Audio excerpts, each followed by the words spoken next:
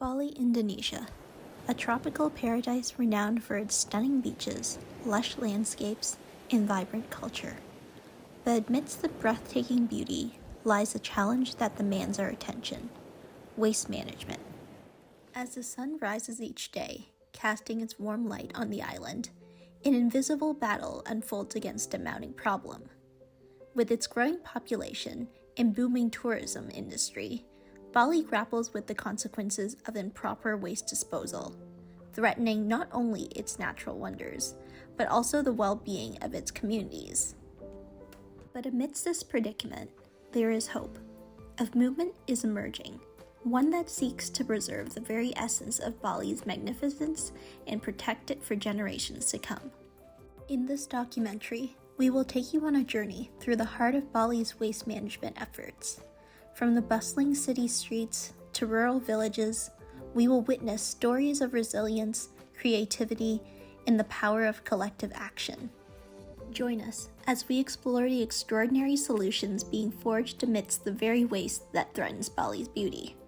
Together, we will shine a light on the path towards a sustainable future, where waste becomes an opportunity, a catalyst for change, and a testament to the unwavering spirit of Bali itself.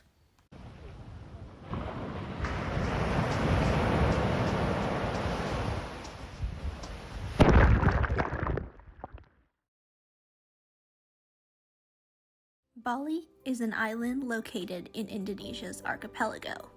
It is only located 1 mile east of Java and covers an area of 5,780 square kilometers with a population of 4.5 million. One thing that stands out about Bali is that some 80% of its economy is based in tourism. While that may not sound problematic, tourism in reality has a huge impact on Bali's pollution and waste problem. While the average local only creates 0.5 kilograms of waste per day, the average tourist, in comparison, creates 2.5 kilograms of waste per day. Waste management is particularly challenging in island nations like Bali, as there is a very limited amount of space, which can lead to lack of space for proper waste disposal, leading to improper dumping of waste, such as open dumping of waste in the ocean. Currently, there are 3 main methods of waste disposal: open dumping on both land and in the ocean, open pit burning, as well as recycling, though only in limited areas. On my first visit to the mangrove forest, it became increasingly obvious how big of an impact waste management has on the fragile ecosystem that surrounds us. These unique coastal habitats, brimming with life and biodiversity, are facing an increasing threat from human activities. Improper waste disposal and other harmful practices have put these invaluable ecosystems at risk. Furthermore, mangroves play an important role in ecosystems such as carbon storage and capture, coastal protection against both erosion and flooding, as well as fisheries enhancement. Unfortunately, mangroves have reduced significantly over the last 50 years on a global scale due to deforestation caused by agricultural and aquacultural expansion into coastal zones. With 87.4% accuracy, scientists have deduced that in the last 24 years, 147,359 square kilometers of mangroves have disappeared. The garbage we see here in the coastal zones, flowing through the mangrove roots, can eventually make its way to the open oceans, contributing to the larger global pollution issue. Waste management is not only a problem here in Bali, but it is an increasing problem all over the world. One indicator of this is the North Pacific Garbage Patch. Discovered in 1997, the North Pacific Garbage Patch is an ever-growing patch of plastic located in the Pacific Ocean. Converging ocean currents gather an estimated 1.8 trillion pieces of plastic weighing 80,000 tons and covering over 1.6 million square kilometers in an area some are calling a plastic haven on the high seas. But despite the name, this is anything but a haven for the surrounding marine life. The debris can sometimes be mistaken for food, and the garbage patch itself can trap wildlife who wander too close. While not as globally well known, Bali has its own garbage patch. though it is better known as the Suwang landfill. The Suwang landfill is the largest landfill in all of Bali with an area of 32 hectares held up high with 15 to 25 meters of waste, and it receives 1,000 tons of trash per day from Depensar, Badung, Gianar, and the Tabanan areas. In addition to causing aesthetic damage, this landfill is also the cause of environmental damages. A study done in 2018 on biological oxygen demand, which is generally used for determining water pollution levels in bodies of water, found high concentrations near the Suwang landfill, meaning that the water in the estuary near the landfill is much more polluted when compared to other areas. The issue of waste management has reached a critical point in both Bali and globally. More needs to be done for the betterment of our environment, health, wildlife, and future generations.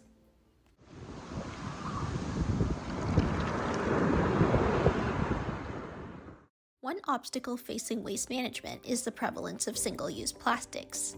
In Bali, these individual serving packets of drink mixes are seen for sale all over, in small roadside carts like this, but are also commonly seen for sale in grocery stores as well. One factor that boosts the popularity of products like this is the size of living spaces. In Indonesia, the standard living space required is only 9 square meters per person, 3 square meters less than the international standard of 12 square meters per person, and much less than the 618 square feet, or 57.4 square meters per person average in Canada. With almost less than 1/6 of the living space the average Canadian receives, it's no wonder many resort to buying smaller packages more often, rather than buying bigger and bulkier packages of food all at once. Another factor is the cost associated. While it might cost less overall to buy in bulk, with extremely low family incomes, it may make more sense or even only be possible for families to buy smaller packages, though more often.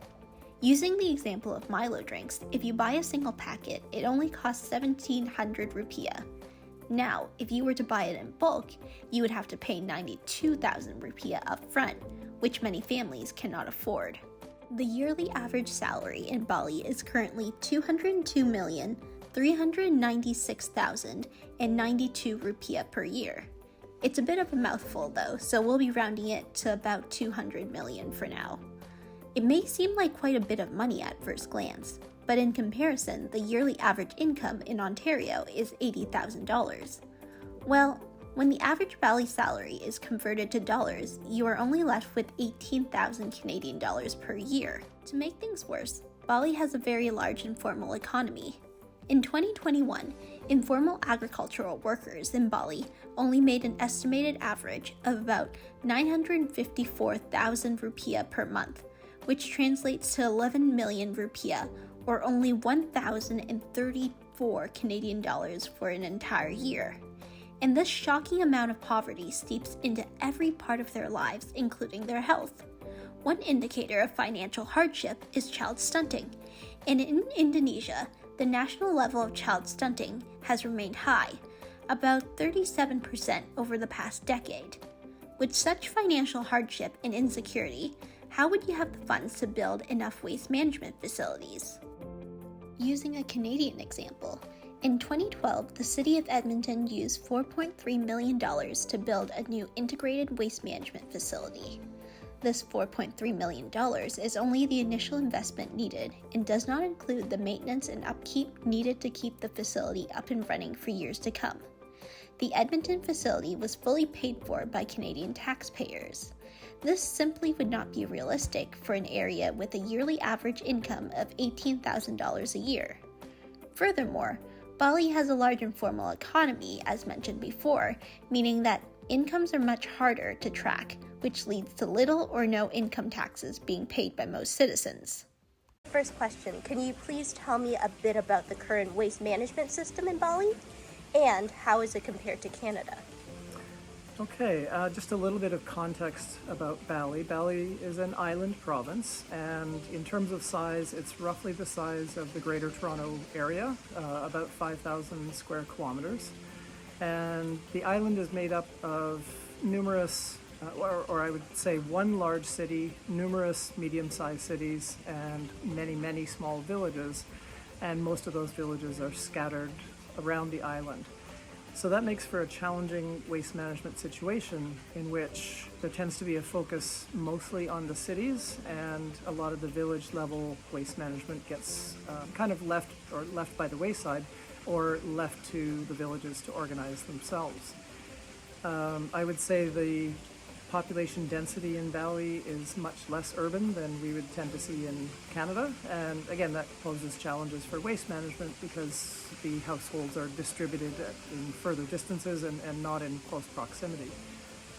Another major difference between waste management in Canada and Bali is in Canada we tend to be very, very efficient at collecting taxes at the household level.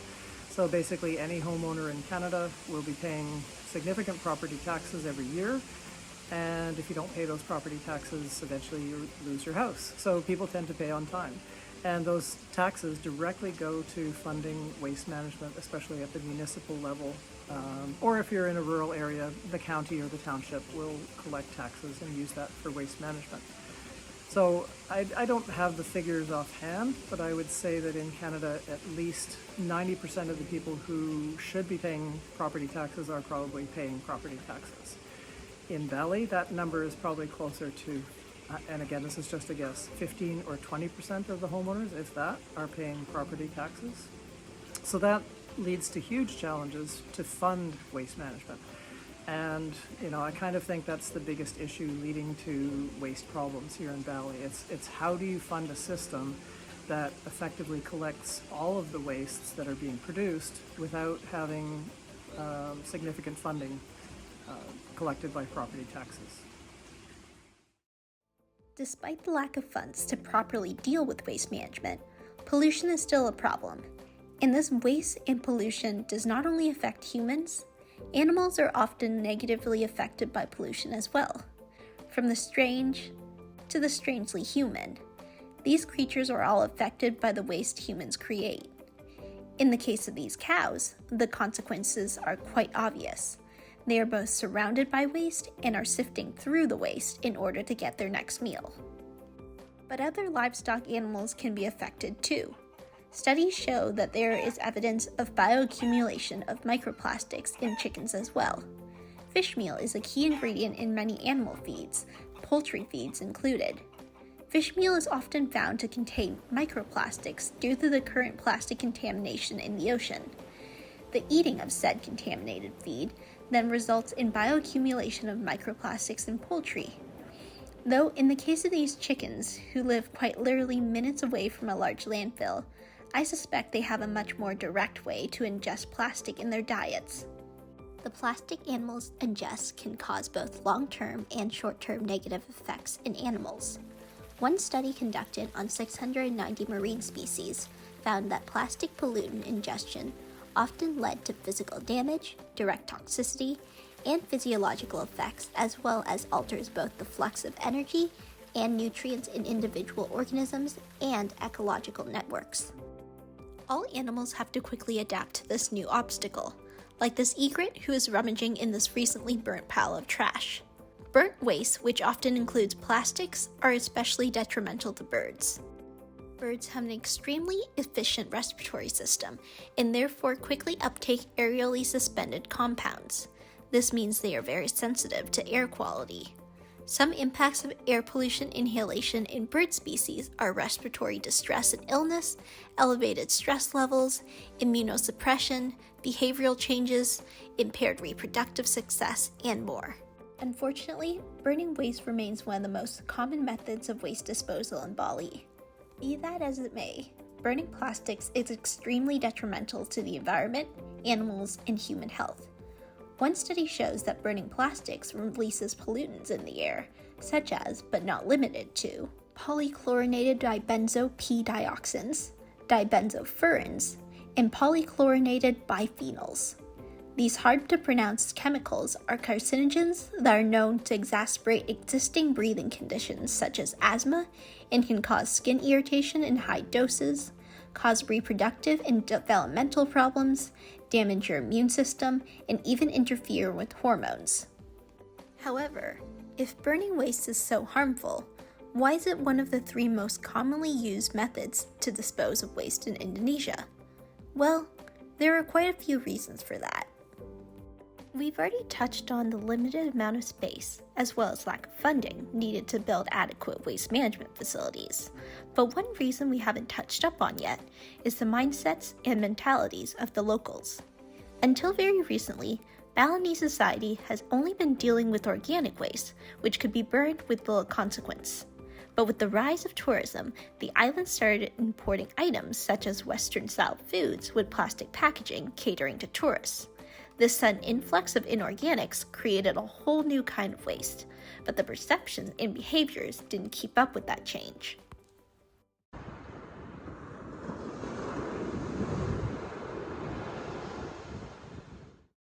One alternate waste management method that is currently being used is turning used rubber tires into trash bins. As low-tech as this alternative waste management effort is, it can actually be more effective than more formal and expensive waste management plans. In one case, foreigners had imported high-quality recycling containers in hopes of helping the waste management problem, only to find that the containers disappeared soon after. It turns out, since the containers were much higher in quality than what was available locally, many who were given these boxes used them for other purposes, such as storing rice. This goes to show that these recycled rubber containers, no matter how simple, can still be very effective as a tool for waste management. Another small-scale alternate waste management method to reuse waste that could potentially be headed to a landfill or in a garbage pile in the middle of the ocean is to create art with it. While this isn't a large-scale solution with the ability to potentially solve the global issue of waste management, it can create both jobs and bring more awareness to the problem of waste. This photo shows a piece of art located in the Coral Triangle Center.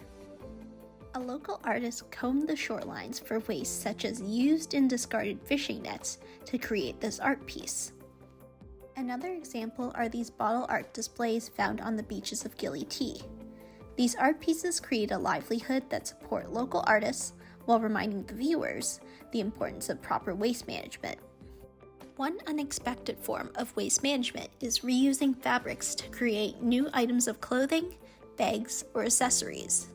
As seen in this clip, this tourist shop in the heart of Ubud sells bags made of previously used burlap rice bags or small pieces of scrap denim. This form of eco-friendly and sustainable fashion creates jobs for those making these bags, as well as gives new life to perfectly good fabrics that would have otherwise ended up in landfills as waste. A new study found that in the European textile industries, reused clothing has a 70 times lower environmental impact even when taking into account global export transportation emissions. In fact, 3 kilograms of CO2 is saved for each medium to high quality item of clothing that is reused, and only 0.01% of the water used to produce new clothing is required for reuse. This is especially important when 62% of used clothing and textiles end up in household waste, meaning valuable textiles are likely to be incinerated or landfilled. But ultimately, more needs to be done in order for Bali to have a strong and effective waste management system. One of the biggest challenges of this is still the lack of funding. Presently, there just isn't enough funding in order to build the waste management facilities and run the waste management programs needed. A solution to this problem would be to increase tourist taxes.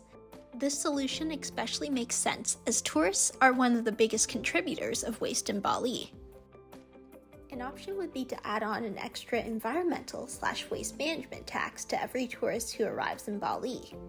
This is not too big of a jump, as tourists currently have to pay a 500,000 rupiah visa fee, which is good for 30 days as soon as they land at the airport. This extra tax can be put into a fund specifically used for future waste management projects, as well as environmental rehabilitation for existing damages caused by poor waste management. As we reach the end of our documentary on waste management, it is clear that waste is a growing issue affecting our environment and society. From the overflowing landfills to the polluted oceans, the impact of waste is far-reaching and cannot be ignored. It is up to us to take action and make changes in our daily lives to reduce waste and protect our environment. Together, we can make a cleaner, healthier, and more sustainable world.